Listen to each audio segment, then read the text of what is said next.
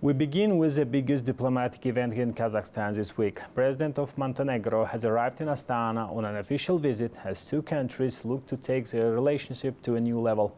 The visit builds on the momentum generated by the last year's meeting between Presidents Kassym-Jomart Tokayev and Yakov Milatovic on the sidelines of the 80th session of the United Nations General Assembly in New York.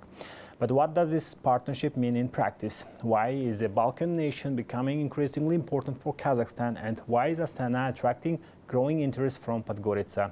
Yergali Ramazanov looks at the opportunities, ambitions and strategic interests bringing the two countries closer together. This is the first official visit by a Montenegrin president to Kazakhstan, marking a new chapter in bilateral relations. While the talks focused on expanding political and economic cooperation, President Kassym-Jomart Tokayev noted that relations are already being strengthened by growing people-to-people contacts. For many Kazakhs, Montenegro is no longer a distant Balkan nation, but a familiar destination associated with hospitality, tourism and positive experiences. Montenegro is a very well-known country. Our people, there are so many people, citizens of Kazakhstan, who go annually to spend their vacations, and they come back with good and absolutely positive feelings about your country.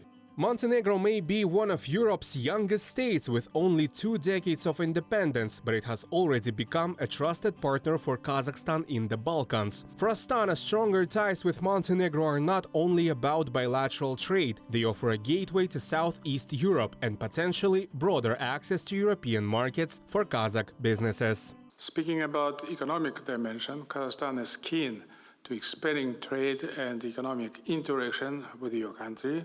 Given the current modest level of our trade turnover, our priority is to identify practical areas of mutual interest and create direct links between our business communities. We see promising opportunities in transport and logistics, agriculture, digitalization, artificial intelligence, and of course, tourism.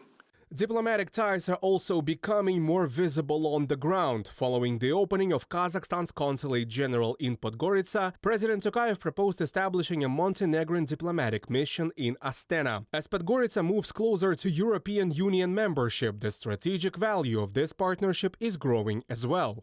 Given the fact that we are now in the final stage of our EU accession, hopefully becoming the 28th member state of the EU by 2028, by being the part of the EU, that will be another platform of cooperation between Kazakhstan and Montenegro as the future member state of the European Union.